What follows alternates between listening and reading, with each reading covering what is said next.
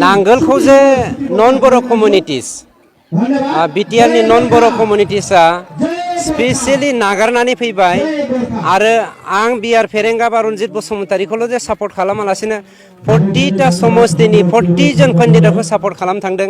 बिनि गुबै जाहोनानो जादों 17 बोसोर बिपिएफआ नन बर' कमिउनिटिनो हा होगोन होननानै पलिटिक्स गेलेबोदों आरो बिथांमोना नन बर' कमिउनिटिसफोरखौ मात्र माने पलिटिकल लाबालाबनि थाखाय भट मोननो थाखायसो बिथांमोना मा खालामदों बाहायबोबाय थादों। जाहोनाव दिनै जोंनि रायजो राजाफ्रा जाति जनगोष्ठीया जोंनि सापर्ट जानानै फैदों। आं मोनसे एग्जाम्पल होनो नागिरदों।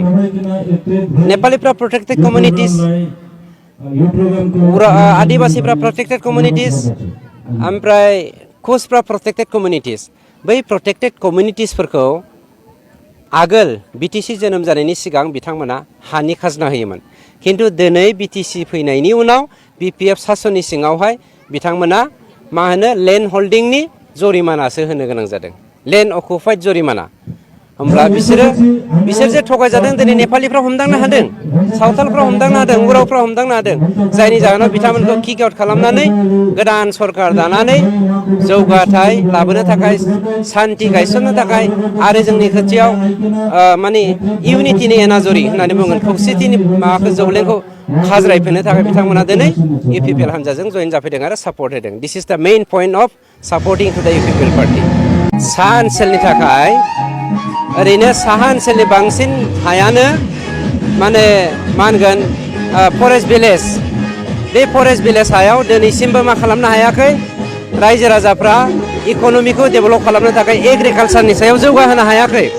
नंखायनो जोंनि फार्स्ट खामानि जागोन एग्रिकालसारा जेराव मोनसे इक'नमिनि बेकबन जोंनि बिटिआरनि, नंखायनो एग्रिकालसारखौ जोङो फार्स्टआव डेभेलप खालामगोन।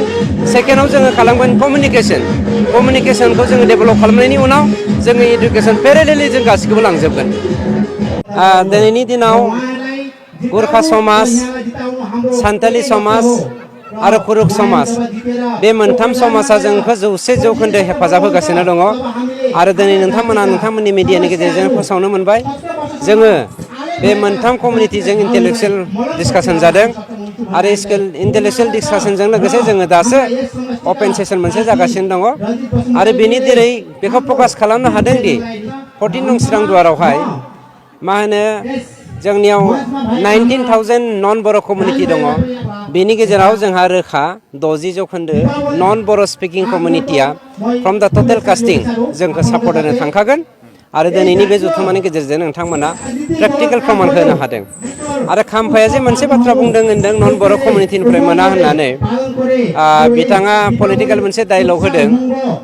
बिथाङा गोहो दंब्ला देखायथों, गुबुन गुबुन जाति सम्प्रदायनि गेजेराव थांनानै बिथाङा देखायथों बिथाङा बेसेबां सापर्टार दङ।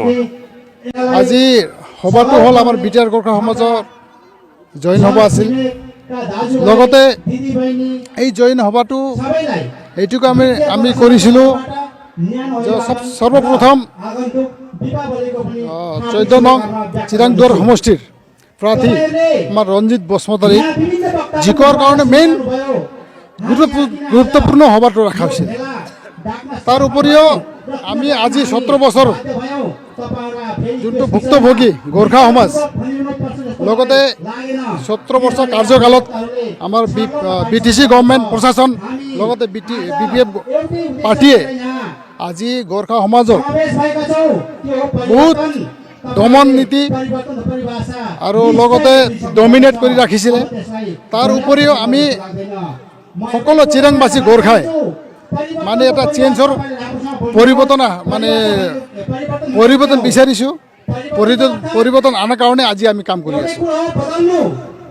আৰু লগতে আমি সকলো চিৰাংবাসী লগতে সম্পূৰ্ণ বিটিআৰবাসী গোৰ্খাক আমি ইয়াৰ পৰা আহ্বান কৰিছোঁ, অহা দিনত সকলো গোৰ্খা জনগোষ্ঠীয়ে পৰিৱৰ্তনক লৈ পেলাই সম্পূৰ্ণ বিটিআৰবাসী গোৰ্খা লগতে ইউপিপিএলক ছাপোৰ্ট কৰিব বুলি আমি বিটিআৰ গোৰ্খা সমাজৰ ফালৰ পৰা এটা আহ্বান ৰাখি